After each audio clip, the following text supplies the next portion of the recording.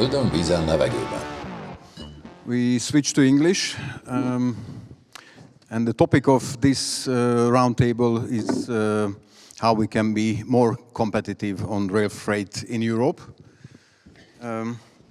It's not an easy topic, and if I have a look from far, then it looks very easy because policymakers are open to invest in green logistics. From customer side, there is a increasing demand for green logistics. Rail freight is green, we know. So only considering these factors, it seems to be an easy story. But if I take one step closer, then I will see that this picture is darker than it looks from far, because we can say, as we saw also from the presentation from Mr. Neese, the volumes are not growing. The market is in a changing situation, and the question is how we can be more competitive. This is what we will discuss. I'm in an easy situation because we have, we can say, the best experts of this market next to me, and in the next almost 1 hour we will discuss this competitiveness issue. Let's start with a question to everyone, and please answer very shortly, just with one sentence if possible, but later you have the opportunity to jump in and add some new information, remarks, because I hope that we will not only answer questions, but we create a positive debate, an interesting and honest debate. This is the goal. So let's start with a round question to the panel. How do you describe the situation of the rail freight in your own market? Is it growing? Is it stable? Is it before a big boom? Do you see it positively, more negatively? It's not an easy question, but let's see a short answer. So, Jan. Yeah, okay, it's working. Generally, for Hungary, I see that it is stabilizing, and we see actually a small perspective. Looking from the DB Cargo perspective as a group, I think we all are aware of the situation in Germany, so there is a substantial decline expected, but we see really the shift towards the Southeast Europe, so I see a potential for DB Cargo Hungária. That sounds not so bad. Christoph? Thank you, Gábor. You said yesterday we should talk only positive to me, so it's a difficult question to stay only positive for us, especially sitting here in Hungary today. And as we know what is going on with single wagon situation for Rail Cargo Hungária and the Hungarian market. But overall, I would say we had a quite weak start in this year, and now, yeah, I'm similar to Jan. I hope and it looks like we are stabilizing presently. Thank you. I do believe that we get the same hard lessons from the market. Doesn't matter in which country we do perform the operations. Actually, our business cannot be performed without the macro. Therefore, we are highly independent on how our clients are performing. So we see that the volumes, especially in bulk, are decreasing. But to be optimistic, I would say that there is a room for high specialized, high quality products, and this is the future, the future of rail business. So I stay to be positive. Okay. Positive is always good. Yeah, I liked your approach. You said we should not complain, because this is something we already knew. Yeah, you don't get paid for complaints. Yeah. To your question, we budgeted much lower than the last years, so that is a negative side. Mm-hmm. But we are now a little bit better than the conservative plan, so that is a little bit positive. But it's very different all across Europe. Yeah, and here in Hungary also some positive sides, but you can also look a country further and you have negative sides. So very volatile. Okay. Yeah, köszönöm for the instruction. I'm not sure if every customer thinks that we are the experts in our business, but hopefully it is. Well, at the moment, I think we have the large problem that we cannot fulfill what the governments promised, because they promised a shift from street to train, but therefore we need the circumstances to fulfill it. And at the moment we realize less confidence in our sector, and that's a great problem, because we have a shift between the railway companies and not between street and railway, what we are aiming for. Mm-hmm. And in the end, we are all responsible for companies and for shareholders, and we have to make profit. If we don't have the chance to make profit, some companies will disappear from the market in the end. Thank you. I think we touched a bit all of the main topics we would like to cover during this discussion, starting from there where we are now, seeing which are the bottlenecks, where are the points where we can be more competitive with the road, first of all, and of course at the end we will have the opportunity to speak about the future of the rail, but let's stay with the state of the market. Christoph, you mentioned single wagon traffic, and also in the presentation from Csaba, that was a main topic. In Hungary, this is a very hot topic, we can say, but all in all, we can say that single wagon traffic in the Central Eastern Europe is still an important segment. How do you see it in Hungary, in Austria, where it is still strong? You know, single wagon traffic, to do it in a professional way without state subsidies is impossible, in my opinion. And we have a lot of discussions with all the neighboring countries. Of course, we have very close discussions with our government in Austria.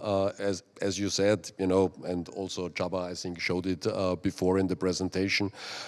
In Austria, compared to many other countries, it looks like we are still in heaven for single wagon traffic, but despite of all the subsidies what we get in Austria, Rail Cargo Group in Austria made a loss of over 30 million euro EBIT last year only in single wagon traffic. We have around 400 touch points for single wagon in the very small country of Austria. So very, very tense, mainly for the timber industry, or what is the base load, let's say. If I compare with Germany, and I think Jan can confirm in DB Cargo is obviously our most important partner in single wagon network in Europe, as most of, for everybody most probably. It's the biggest, but certain things in Germany, because of the needs of DB Cargo of restructuring, are disappearing, and it's very difficult then to catch this up. And single wagon is not a network that works on a national level. It works only on a European level. You know, 2/3 of our single wagon traffics in Austria or in Hungary are international business and don't stay in Hungary or in Austria. So it works only as a network. The positive things from a Central European perspective is that Slovakia got already confirmed that they will get some state subsidies. I think they get it already this year. So hopefully in Slovakia, situation is slightly stabilizing now. It's a pity that Radim Ječny is not here today. I think he was planned, right, as the new CEO of DB Cargo. And Radim told me 3 weeks ago they tried to copy-paste the Slovakian model in Czech Republic. So also Czech Republic from next year should get state subsidies, and so we hope that Austria, Slovakia, Czech Republic, with still, of course, with large influence of Germany and Switzerland, we can stabilize the region.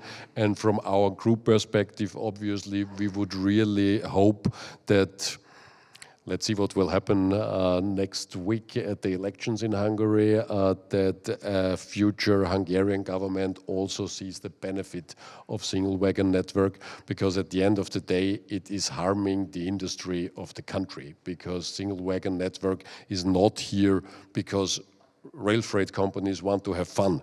believe me, nobody has fun with single wagon network, but it's here to support the national industries, and this is the key of single wagon network.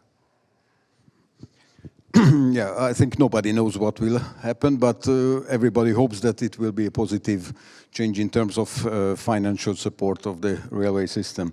Okay, Jan, you are also involved in single wagon traffic, but there is another aspect why I would like to ask you, automotive sector. This is also, was always important for rail freight. You are deeply involved in this segment. How do you see the actual situation and the close future?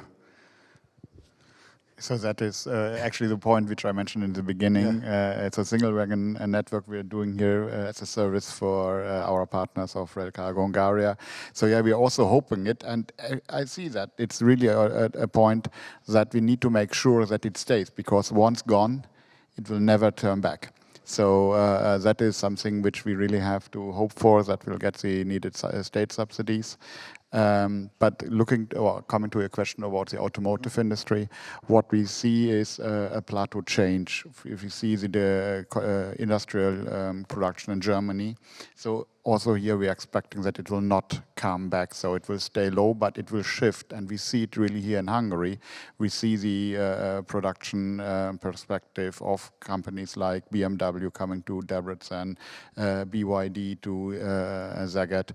So we see here a ramp up in Hungary, but also in other countries of Southeast Europe. So definitely the automotive industry, that is a change of industrial streams, also partly coming from China. So this is something which we have to cope with, but which is a chance for this sector and for these routes here in Hungary and Southeast Europe. Thank you.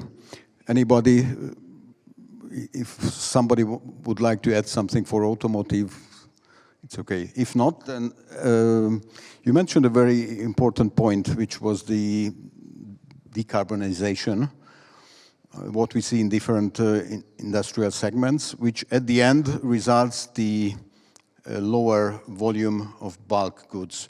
This was presented also in your presentation. How do you see it on your market? Is it something which will happen? Is there something we can do against that?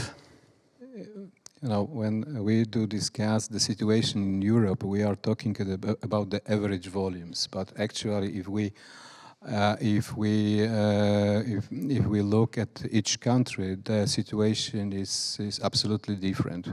Okay, I've got this privilege to be present in an organization which covers, for example, Poland and Slovenia.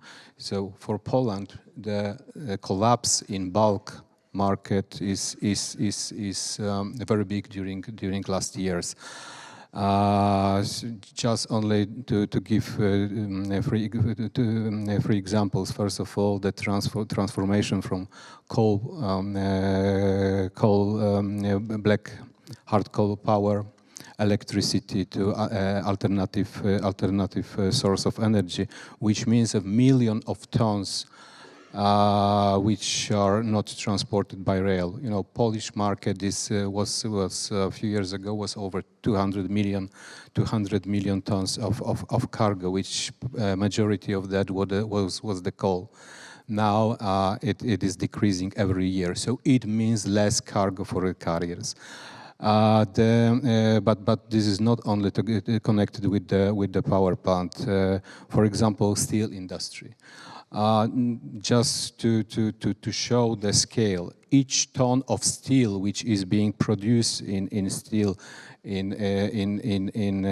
steel industry needs to be produced from a ton of hard coal, coke, iron ore, aggregates. So generally, each ton of steel generates many tons of cargo which is being transported by rail. When we see the reduction of capacity of ArcelorMittal in Europe, US Steel, it means that, you know, it will bring less less cargo to be transported, you know, and we all together we are fighting for the small cake. The cake is small.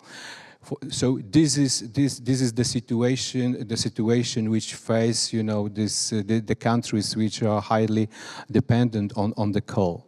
The situation in Slovenia is absolutely different. You know, the Slovenia is highly focused on the transport from Port of Koper, which means automotive, which means intermodal.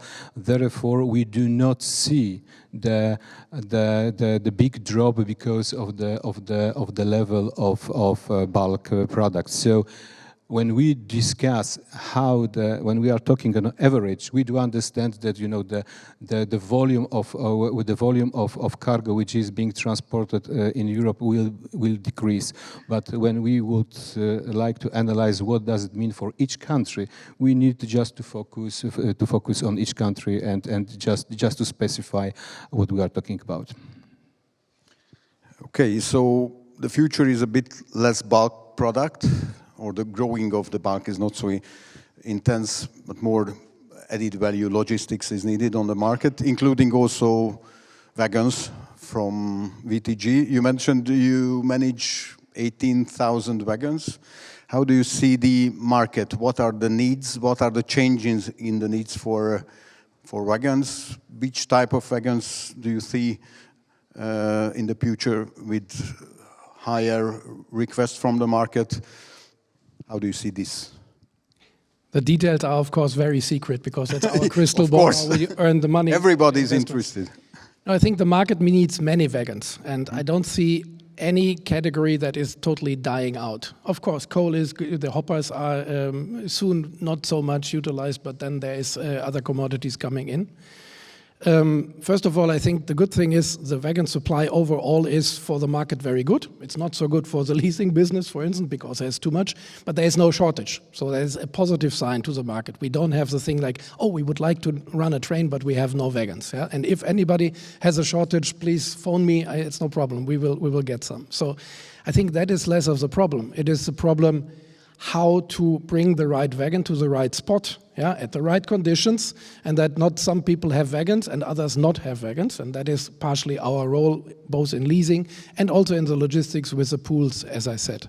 So that needs collaboration, that needs flexibility, and we also within the VTG organization are shifting wagons constantly in between. So for instance, the LPG pool in Germany is a little bit lower at demand at the moment, but in Poland it's more, so we can transfer and follow the demands. So we as VTG have to collaborate, and let me phrase back a little bit on the rail systems. We need much more collaboration. It does not make sense that we always still think that the incumbents have to fight against each other or the incumbents against the challengers. The market, look at the trucking market, yeah? There are trucks, and somebody who is good in a very good corridor is booked by the other forwarder. It's not that one company has got only his own trucks. And down to the single wagon, let me also make the point, also there, we need much more collaboration. And having talked to the DB Cargo people in Germany, I think the step that they finally do to get out of, I don't know how many train shunting systems down to 4 core shunting hubs and 5 further ones will help that we can bundle together. And we are trying also to collaborate and to project our demands better so that planning gets better. So yes, of course, we need some help, but let's not put all the help only on the government that we need subsidies, but let's all work together. And I think you are also involved in the most recent example of collaboration in Rotterdam, where the shunting agreement was just published. That, I think, is a good thing. Yeah? Companies work together and help each other out with a nominal tariff and not let the one guy dying in front of a terminal because he doesn't have a loco there. Yeah? So these things are very much more important than only the wagon as, for instance, an asset. We have to adjust and we have to work together. That is, for me, the thing. I don't know whether it answered your question, but I wanted to share this. It was an important input, so thank you. Okay, so I think regarding the state of the market, we have the keywords, which is lower volume, but higher demand for quality logistics and cooperation. I think that was also an important point. Okay, if we go a bit further and see the bottlenecks, then I think one of the first what comes to my mind is railway infrastructure. I think we agree. We are happy that all over Europe there are a lot of construction works running on the infrastructure. On the other hand, we are not so happy because it's almost impossible to give good quality service. I turn to Mr. Pötter. So you are very active on the Benelux, Hungary axle. It's also affected, for example, in Passau. It will be even more affected shortly. How do you see what kind of effect this has on your businesses, on your relationship with the customers, short term and a bit mid-term? How much time do we have? Still more than 50% of our infrastructure time. is one of the greatest bottlenecks in our system. Look, in the past years, the government demanded we have to shift the goods from street to infrastructure, to railway. But therefore we need railways. And in the past 15, 20 years, especially in Germany, we didn't invest in the infrastructure. And nowadays, the market expects that we resolve this problem within the next 2 or 3 years, and that's not possible. It will take 10 more years that we have a functional infrastructure.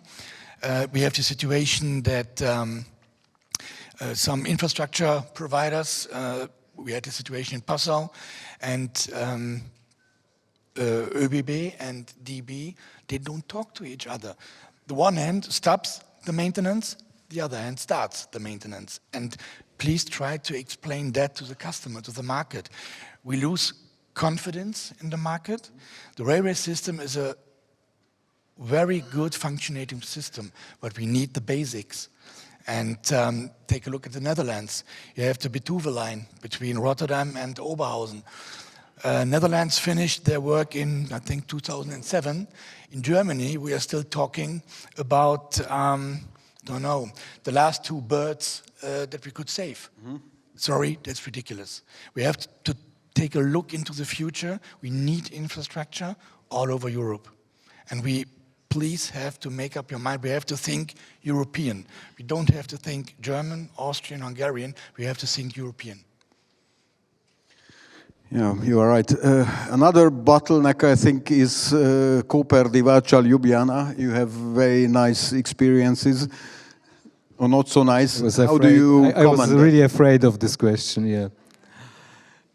Yes, okay, let me share my experience. When you face the difficulties, let's say, in Poland, in Germany, which we face, we generally have the possibility to find alternative solution. Okay, if Bad Schandau is close, okay, let's go via Chałupki, via Horka, and let's go. Okay, it will be a little bit more expensive. It would require, good cooperation, good operator, multi-system locus, but this is possible. When you have the infrastructure performs the maintenance at the only way to the port, and the trucks are closed for 3 days, and you have an agreement with clients, with your partners, that you will transfer 100 trains daily, and during these 3 days, no one is going through this part. You are in a very bad situation. It is very hard to discuss with our business partners, with other carriers which are waiting on the borders and are looking via mud trains. And of course, it is very, very difficult to explain to the clients. But on the other hand, having in mind, there is no other solution. The Port of Koper has a great opportunity to grow. It has a really good access. This is the open gate to Austria, to Hungary, and in North-South corridor. So we need to support the infrastructure in Slovenia. They need to finish this maintenance, and we do believe that after we will survive this difficult period, it will give us additional revenues, additional density of the traffic, optimization of hardware. So, I know that probably this is not the answer everybody would like to listen, but we still need to face at least 1 year of problems. I just wanted to add one thing on the infrastructure capacities. I mean, the one thing is we know that we have to repair the infrastructure, but the other thing is that we have to pay for the extra mile. Imagine we are here at the hotel, and imagine I'm in the first floor in a normal room, let's say, and then they have to say, oh, we have to repair the room. Yeah, you have to go to another room. Would a hotel say, oh, we only have a king suite empty? Would they ask you a higher price if they have to push you out of the room? No, they would say, okay, you get the upgrade for free. In our industry, we are happy to get a detour, and we happily pay even more track access charges to that.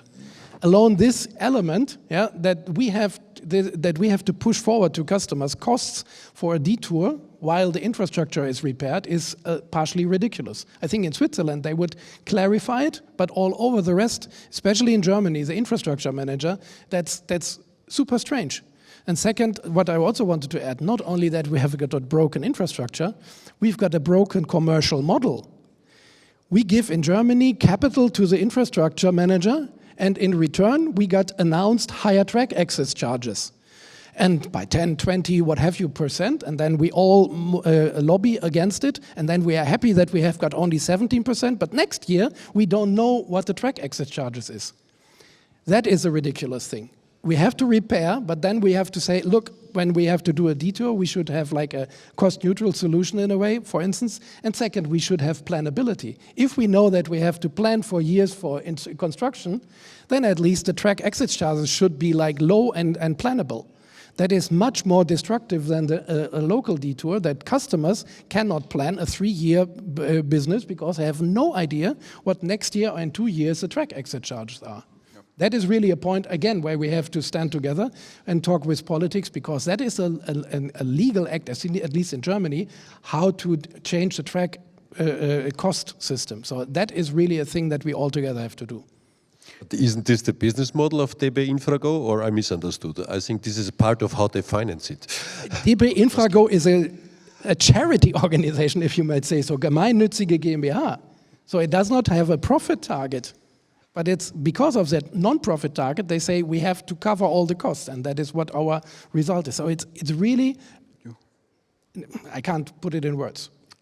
I agree, but I think one of the biggest problems is what you mentioned before, Mr. Pötter, that we don't have a European infrastructure organization. In Austria we have a 6-year frame program, what always goes over the legislation period of a government, therefore always 6 years. So all the infrastructure main investments are planned over a period of 6 years. And I always ask our infrastructure managers in ÖBB and said, guys, why the hell don't you talk to the Italians, to the Hungarians, to the Germans? And I said, we talk to them, but they change their plans in quarterly basis sometimes, not always, because they don't have the budget. I'm not sure, I did not see the infrastructure manager from MAF today. I'm not sure if she's here, but I talked to her, I think, last year, and she also said, okay, we have some infrastructure challenges, but we don't even know if the government will give us the money to do it. So this is one thing, that we really need this European perspective and coordination. And the other thing is that infrastructure managers should understand that they do this in order that we can run trains. And on full track closures, it's impossible to run trains. And, Slovenia is one of my beloved examples, because in Austria at the moment, it's really funny. You cannot go to Germany and you cannot reach the North Pores very well because Passau is closed. But you also cannot go to Koper because you have this Divača issue. So unfortunately, we have only the Danube in Austria and in Hungary. So I'm not sure if this will work for the container vessels in future.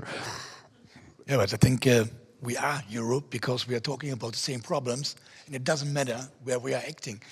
And a colleague of mine in the past, he was responsible for the infrastructure, said, infrastructure could be so beautiful if no train would run on it. Yeah, that's a point of view. And concerning DB Infrago, we are shareholders of DB Infra because in the past years, the government thought we could solve every problem with taxes and with additional subsidies. Take a look at the traffic in Germany. Good idea, wrong time. Because to present the traffic, the railway companies were responsible to divide the traffic to the customers. And, but I'm very sure we didn't get any additional train on the net because it was only give it to the railway companies and then in the end to the customers. It was the wrong time to make a shift from street to train. You need, as we already said it, infrastructure. So taxes and more subsidies are not the solutions. We are only reacting, but not acting. We don't have a line for the future. Yeah, you are totally right. The shifting is from one railway company to another, but the goal is different from road to rail. Just one last thought about infrastructure, because shortly, at least partially, Budapest-Belgrade was opened and Rail Cargo is running already trains. Is it a positive story? Can you share something from the very first experiences? No, thank you very much, Gabor. Sometimes we intend to see only the negative things, but sometimes really some tracks and rail paths are finished, and that's a very good example. And we were pretty happy to run the first couple of trains already, and it's working pretty well.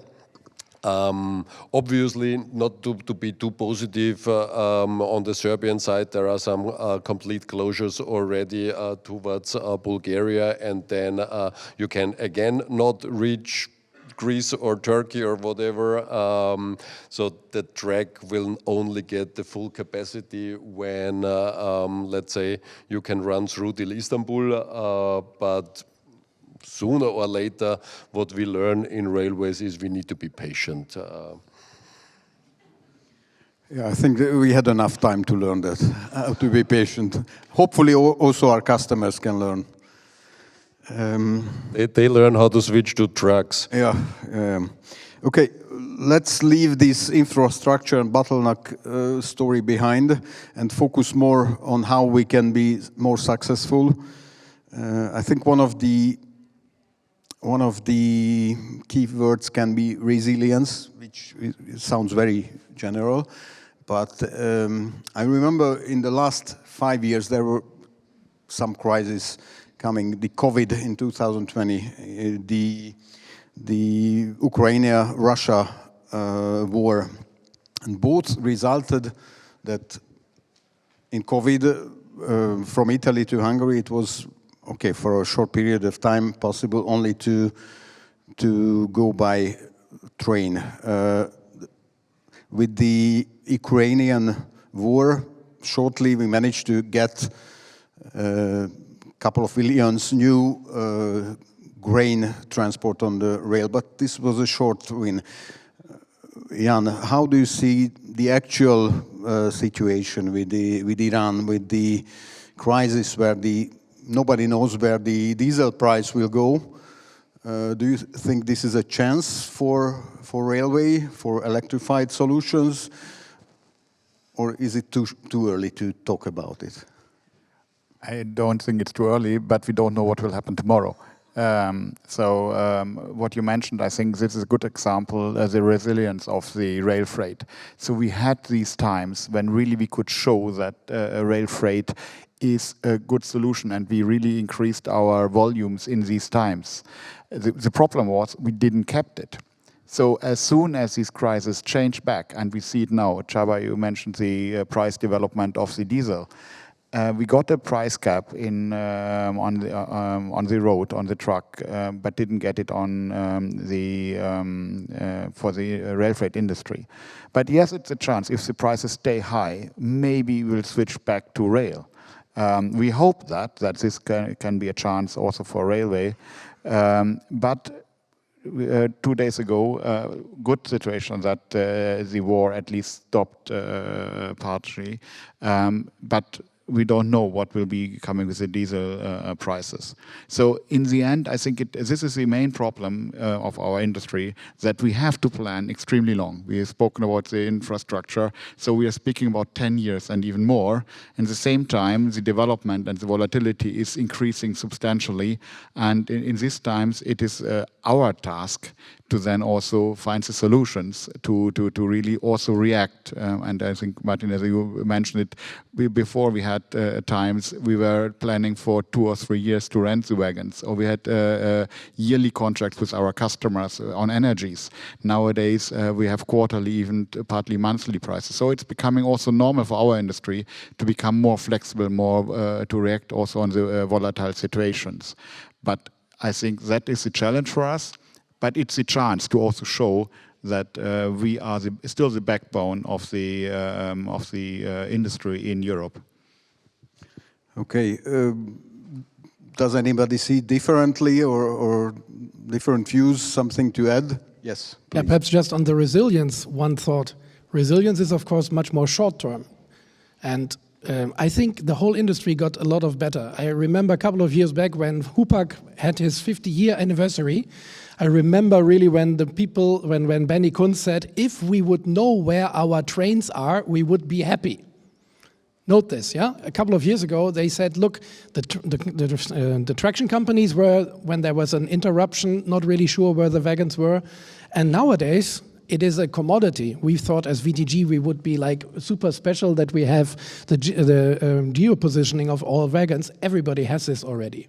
So we are already better to know where locomotives and the wagon sets are. We are not yet good. If a running system is running well, we rail people are all happy. When it's getting interrupted, we need to get much better to find short-term solutions.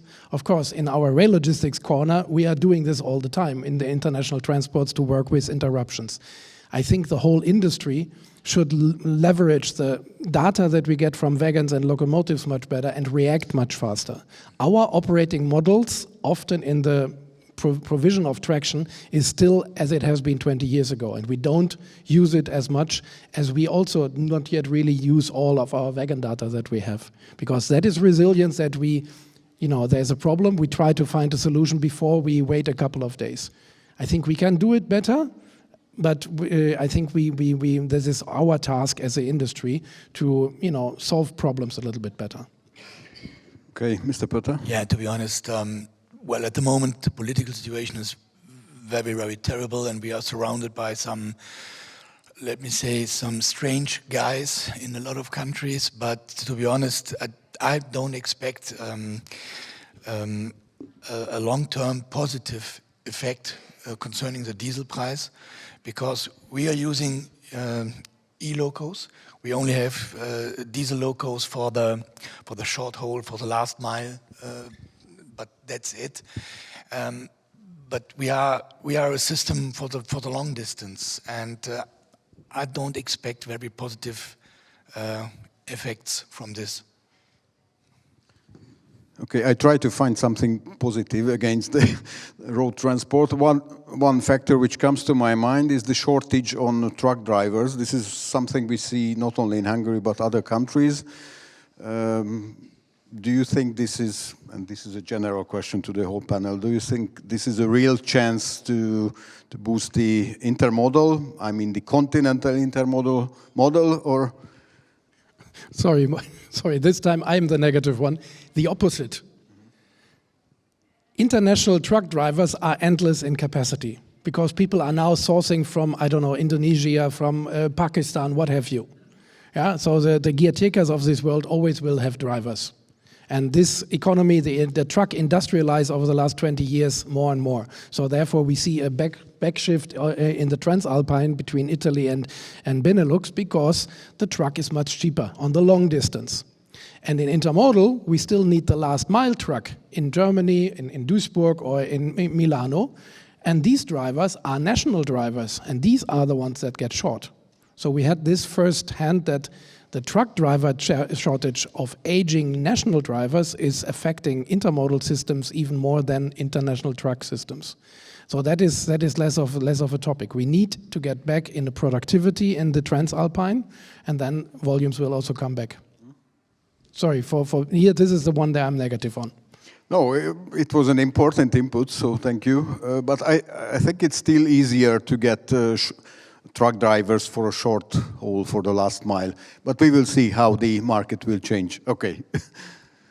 But I think, it's not only about the truck drivers, and we cannot sit here and wait till we have a shortage on truck drivers. I have similar opinion, and maybe if we don't get the Filipino drivers or whatever, then we will have automotive driving and auto systems, and there are tests in the US already from C.H. Robinson's and others who have these autonomous trucks driving on the US highways.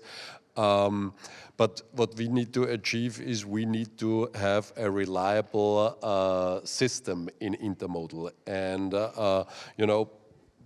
we personally and luckily have different experience recently on the Transalpine, so from Italy to rural area, from Italy to Benelux.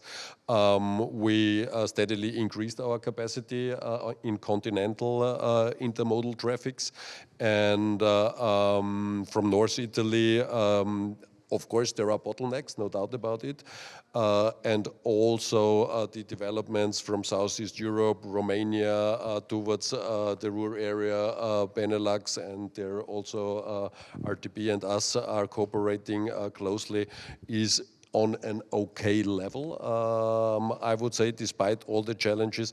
But the most important is that an intermodal train has to be crazy reliable.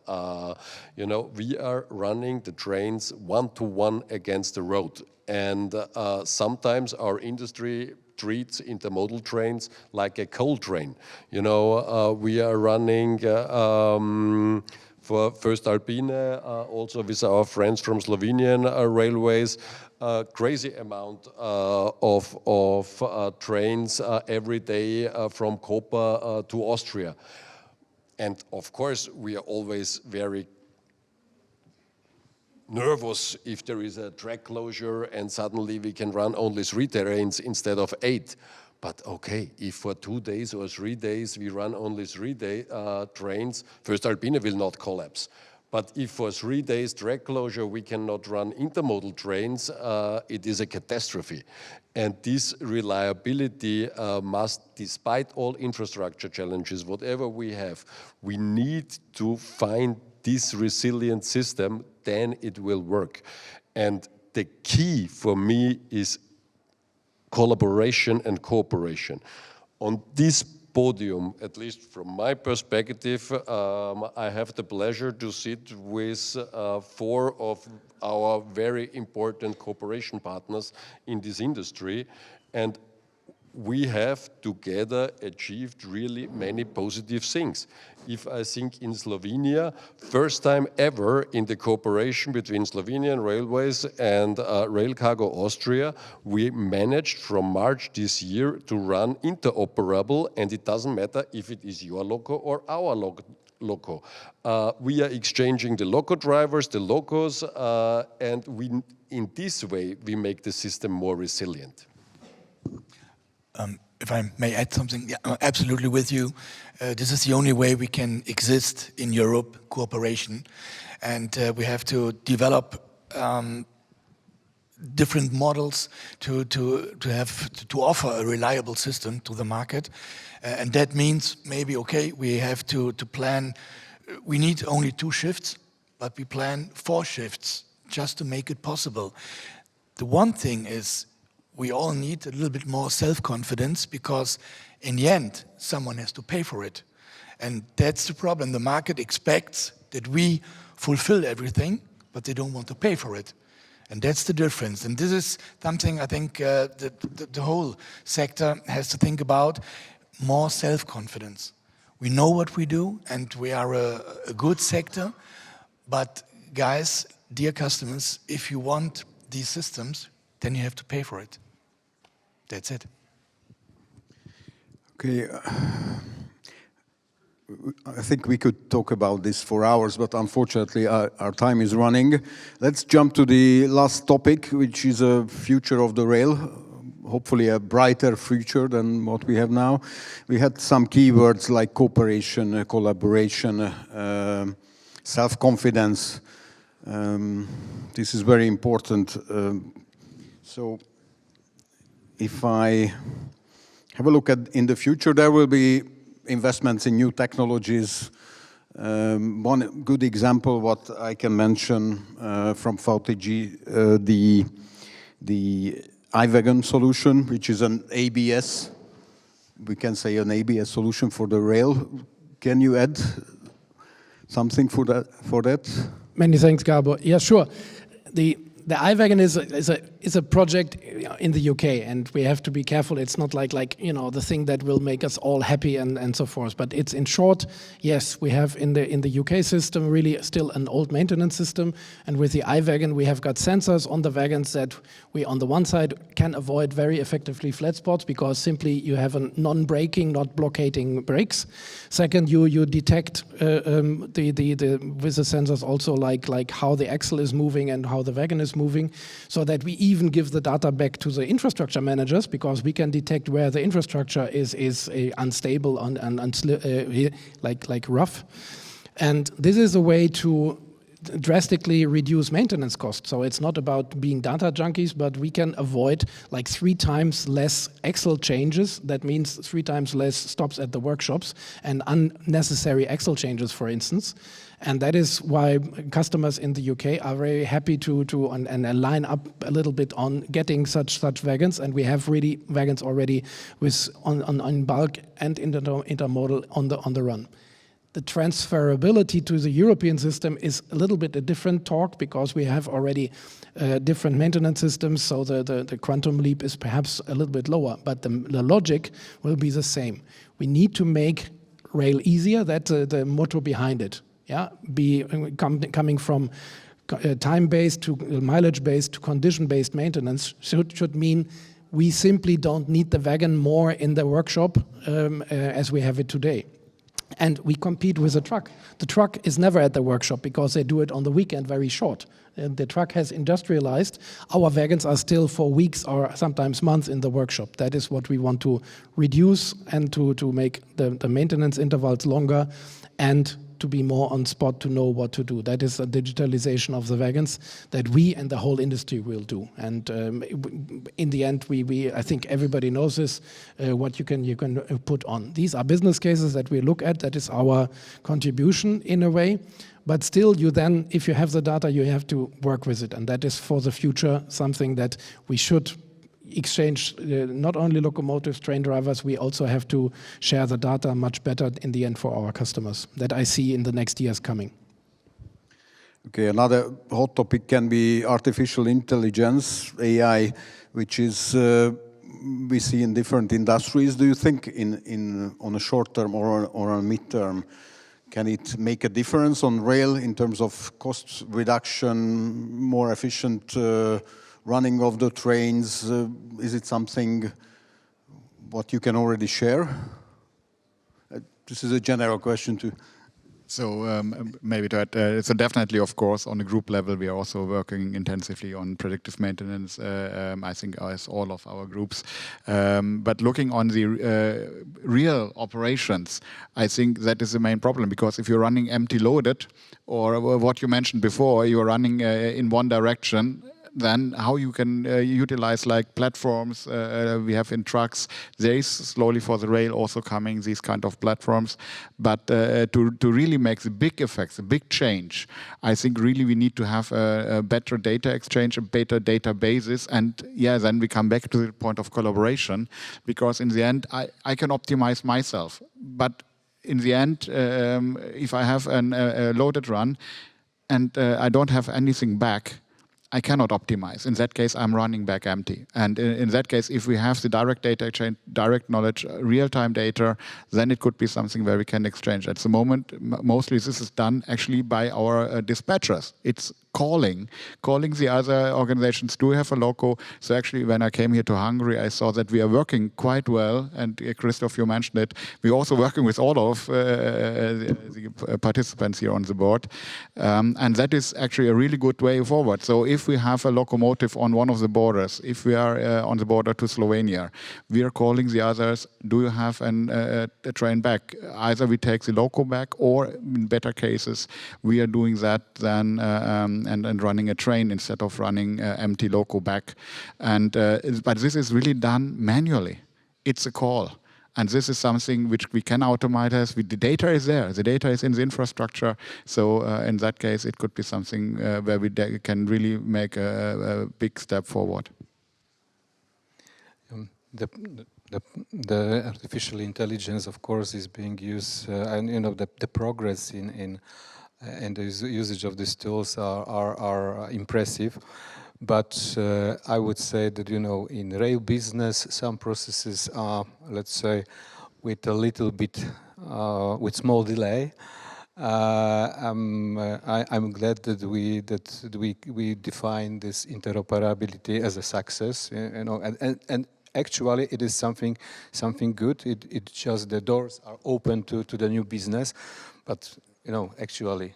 This is 50 years after the man landed on the moon, and we have the success that we are able to transfer the multi-system loco through the border. So, the successes or the steps in rail business are maybe not in the same speed as in other business, but the rail we do understand from our history will never come back. It is done. Domestic carriers which are responsible only for domestic traffic, from the port to border, waiting, cross-border transfer, responsibility only for own field, it will never happen. The clients would require full logistic service from point A to point B, and they do not care what's in the kitchen, how the product is being produced. And of course, partnership, because we are not able to perform the high quality business on the road of 1,000 kilometers. Therefore, we need to have a good partner with a good quality on the full road to be sure that the client will receive the product with the most efficient cost, but also with the reliable service and the good quality. Thank you. I think a very important question for the future will be, what is the best business model? As I hear your discussion, I don't think there is one single business model. You represent different perspectives, different companies, different focus also geographically, and one keyword was cooperation. So I can make the assumption that in some way the solution really is cooperation, which means that each company has a bit different focus, but important that everybody has its competitive advantage, and it's worth to cooperate. And this cooperation brings also added value, not only for the cooperators, but also for the market. I think this is the key. How we can do it, that's the big question mark. Probably nobody can answer, but we will see. Sure. Please. Not an answer, but I think the key thing for the future is that everybody should focus on his part where he can add value to the system. We as VTG, and I confess, years back, we thought we want to integrate everything. We become a rail traction company. We have everything. We do the full Monty, the vertical integration. But that doesn't work in the rail system. I think everybody has got his role, and either you've got assets or and then don't bind the asset too much only with one partner. So like rental models are not there only to earn money as a leasing company, but it enables to share or use an asset effectively. As a traction company, I will be good on several corridors, but I will be never good on all corridors at the same time. So the truck industry or the road logistic systems is basically the example. It is a fragmented system, and nobody has got the idea to build like the trucker itself. Yeah, there are big truckers, but nobody is trying to bundle it all, while the forwarders are getting bigger or the end customers getting bigger. So I think for the perfect business model is we all have very good strengths. We should look only at these ones and not at the weaknesses and try to compete then in new corridors in new countries and think then we earn much money, because in traction or in rail logistics, you only earn their money where you have a value add. So for your future business model thing, I think we should be all a little bit more prudent and do our things, and that is the best basis for collaboration. Thank you. We are quite at the end of our time, so we have left only one question, and please give me a short answer. Let's imagine we are in a perfect world. We wake up in a new morning and we have the opportunity to change one thing what causes the biggest problem for us, maybe in interoperability.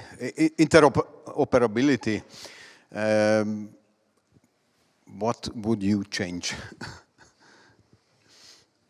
In terms of regulation on the market, in terms of technical obstacles, in terms of border technology, just to make our life easier and make railway more competitive?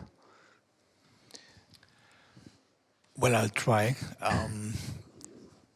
If I could change something, I would like to change the sense of the market, the thinking of the customers.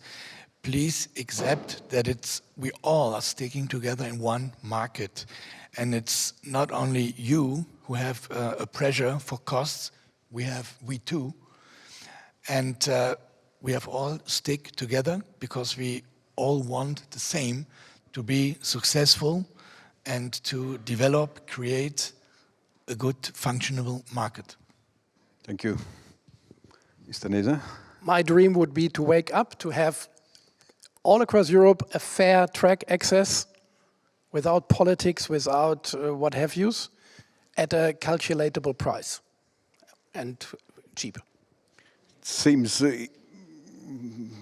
I think it seems optimistic, but not unrealistic. Hopefully it's not just a dream. Yes? You know, something what is connected. You know, to have the forecast for the, you know, based on the stable expectations, because, you know, our business is there's a huge investments. We invest a lot of money. Therefore, we need to plan in a long-term horizon, not on 2 years, 3 years, but we do plan buying the locos. We do plan in a 20 years forecast. Therefore, it would be good if we would be able to understand what shall we expect, you know, from the government, you know, in incentives for supporting the railway business, in the access to the infrastructure, etc., etc. Thank you, Christoph. I was thinking a lot about the question, to be honest, because I have so many wishes, as usual. But I think I would really love to see one European infrastructure organization, because Europe needs more rail, but rail needs also more Europe. Thank you. And Jan? So I'm the lucky one. I had the most time to think about it. And I thought that I would like to really see an integrated, real European regulation. And I don't think that if I wake up, I will see it on the next day, but at least I would like to have a plan. See a plan and a clear target to have a fully integrated regulations on local approvals, on personnel people, on language topics, and on infrastructure. So that would be, if we really see here something, a good starting point for a successful development in rail. Thank you. And I hope when we meet next year, then we will be closer to these not only dreams, but realistic plans. Let's see. And thank you for your valuable inputs, and thank you for the audience as well.